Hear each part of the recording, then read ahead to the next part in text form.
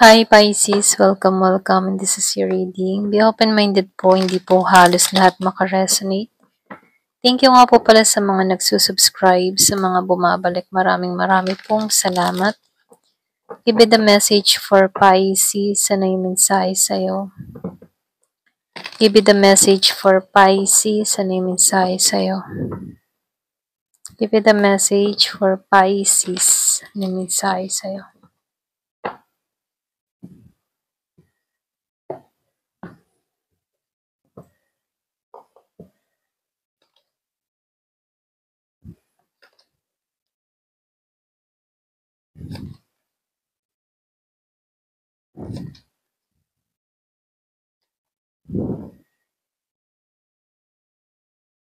So, nakikitaan ko dito, no? Andito ka sa energy ng Emperor. Kumbaga, naninindigan ka sa mga binibitawan mo salita, sa mga ginagawa mo. Andun yung authority mo. Andun yung determinasyon mo. Kumbaga, positive ka, no? So, nakikitaan ko dito yung iba sa inyo. Meron kang business, self-employed, or pwede rin sabihin, walang sino man yung magdidikta sa'yo. Kung hindi ka naman, yung batipong, kung wala ka naman business, nakikitaan ko dito, andito ka sa energy na boss, okay? So, nakikitaan ko rin dito, yung iba sa inyo, merong blessing na dumarating sa'yo. So, nakikitaan ko dito, malaking pera yung marireceive mo. So, lumalabas din dito, no, ikaw yung tipo ng tao na financially stable, okay? Baga, wala kang problema pagdating sa pera. Maganda yung nangyayari sa'yo, lalo na sa usaping pera, no? So, very stable ka. Kumbaga, matatag yung pundasyon mo dito, no? So, nakikitaan ko lang dito, super blessed kapag dating sa kaperahan. Ganon yung energy mo. Wala kang problema pagdating sa pera. Kaya lang dito, no, merong mga taong hindi nakakaintindi or nakakaunawa sa'yo. Pwede rin sa personalidad mo, character mo, no. Kasi nakikita ko dito, very strong yung personalidad mo. Okay? So, yung iba sa inyo, pwedeng intimidating ka or pwede rin sabihin na matatag ka or matapang ka. Okay? So, nakikita ko dito, yung iba sa inyo, hindi ka kinikilala ng mga tao or pwede rin sabihin, merong mga tao dito na hindi gusto yung ugali mo. Okay? Yung iba, hindi halos lahat sa part na to, no? Ito lang yung nakikita ko dito. Kasi dito, masyado kang strong or pwede rin sabihin stricta or stricto ka, no? Kung ikaw man yung tipo ng tao na teacher, mga ganun, no? Maraming umaayaw sa'yo dahil very stricto ka, okay? Pero ganun pa man, nakikitaan ko rin dito, wala kang idea, okay? Wala kang idea na ganito yung mga tingin nila sa'yo, no? So, nakikitaan ko dito, intimidating, ayan. Mga malakas lang yung aura mo, okay? Personalidad mo, ganun. Strong yung personality mo, okay? So, dito, no, lumalabas lang dito, no, meron akong nakikita ditong konting negative vibes lang, ano. So, hindi halos lahat naman sa part na to. Meron lang akong nakikita ditong addiction, okay? Yung iba sa inyo, pwedeng nakakaranas ka ng addiction or for example, ano, hindi naman lahat ng addiction addict na, hindi naman ganun, no?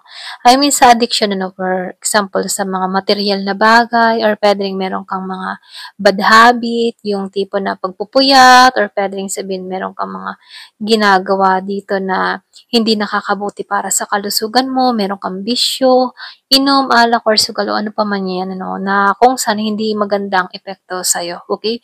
So, ito na yung time para tanggalan to. Kumbaga, binibigyan ka dito ng konting babala, okay?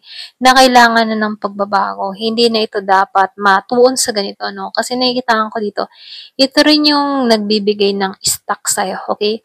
For example, ano, sa addiction, no, pwedeng sabihin na materialistic, okay? Kung halimbawa sa mga material na bagay at hindi naman to nakakatulong sa sitwasyon mo, no?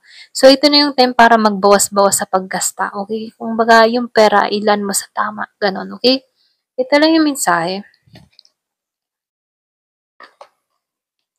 So, dito, no, lumalabas din dito, meron kang hiling na matutupad, okay? Kung naman yung kahilingan mo, matutupad mo to.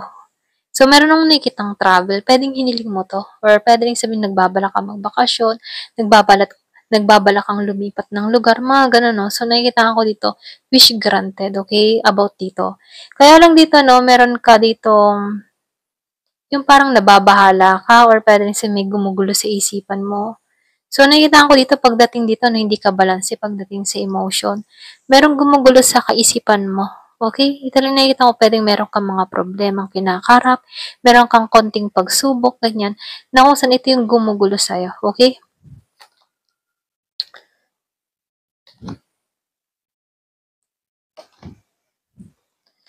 So, nakikitaan ko rin dito, ito na yung time for healing. Ito lang yung mensahe, no? Kung meron kang mga nararanasan, kung meron kang mga pinagdadaanan, okay? Kung meron kang kaaway, ito na yung time para pakawalan or i-release na to. So, dito, no, nakikita ko dito, ito yung sumasakop sa'yo kung bakit. Ang bigat-bigat ng kalooban mo. Pagdating sa pera, wala ka namang problema. Pero pagdating sa emotion, sa pakikisama sa tao, dito lang nagkakaroon ng problema. Okay? So, dito, ano nakikitaan ko dito, meron dito, yung bang feeling niya hindi siya mapalad sa sitwasyon, okay? Or pwede rin, meron lang ditong tao na hindi pa nakokontento, okay? Hindi halos lahat or pwede rin meron kang kadiling dito na hindi pa kontento. So, lumalabas din dito, no, meron akong nakikitang na-miss oportunidad or pwede rin sabihin, meron ditong tao na na-miss opportunity.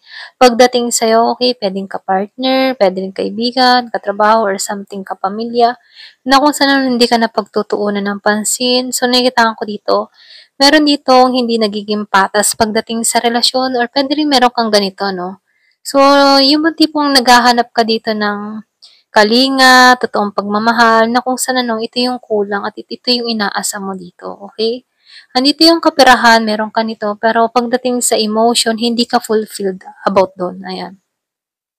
So, lumalabas din dito, no? Yung iba sa inyo, merong gumugulo sa kaisipan mo, okay? Kumbaga, sinasabihan ka dito, no, tanggalan mo to, yung pag-iisip ng mga negative. Kung ano man yung gumugulo sa isipan mo, iklaro mo na to, okay?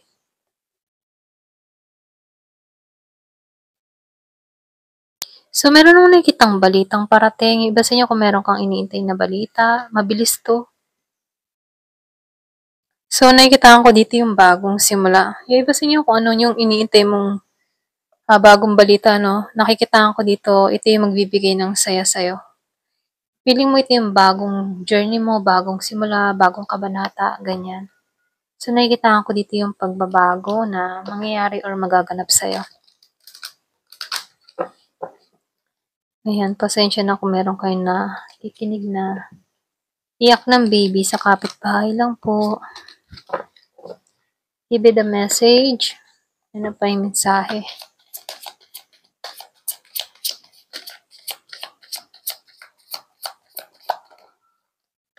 So, meron ka dito na divine flow. So, nakikita ko dito kung naman yung mga desire mo sa buhay mo, makakamtan mo to, okay? So, lahat ng mga paghihirap mo, meron tong katumbas na magandang kapalit, okay?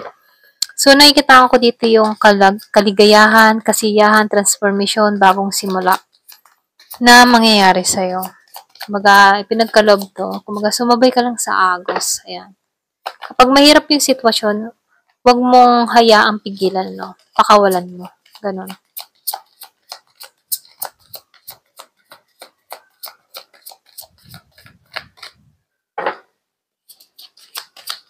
Give it a message for Pisces.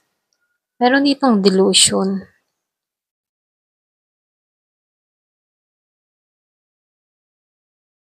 So, dito, minumungkahi dito na i-surrender mo yung mga bagay na mahirap na sitwasyon. So, nakikitahan ko dito, meron nag-i-intensyon, okay? Kung ikaw man dito yung tipo na babalisa, para may gumugulo sa kaisipan mo, ganyan. Ito na yung time para pakawalan mo to, okay? I-surrender mo to. So, sinasabihan ka dito, magdasal ka. Kung merong gumugulo sa isipan mo. Hindi halos lahat sa part na to, no? Loss. So, merong nawala. So, nakikita ko dito, no, yung iba sa inyo, pwedeng meron kang mahal sa buhay na nawala sa'yo or pwede rin sabihin na yung mga tipo na malapit sa'yo. So, nakikita ko dito, yung, kung sino man yung mga umalis sa buhay mo, ito yung, parang may lesson dito. Ito lang yung mensahe, no? May lesson dito na kung saan, no? Dito ka natututo. So, yung pagkawala, or kung meron kang mahal sa buhay na umalis, lumisan, or inalisan ka dito, nakikitaan ko dito na ito yung time para magkaroon ka ng panibagong yung ba tipong may nawala sa'yo at iniimbitahan mo yung panibagong energy na pumasok sa buhay mo, okay? So, kung iniwan ka, inalisan ka ng tao dito, kung meron separation na nangyari sa inyo, so, nakikitaan ko dito yung space mo naging bakante, na kung saan yung espasyo mo dito, merong panibagong papasok sa buhay mo, okay? So, nakikitaan ko dito, no, may umalis, merong bagong kapalit, ganon. Ganon yung energy, ano. So, nakikitaan ko dito, meron ka ditong tao na ma-ego na inalisan ka rito, okay? So, nakikitaan ko dito, may umalis eh. So, ngayon, meron ditong totoong i-offer na para sa'yo. So, kung ano man yung hinihiling mo, kung ano man yung gusto mo, so, nakikitaan ko dito, meron ditong parating na pag-ibig sa'yo. Okay, magkukross yung landas niyo ng tao na to.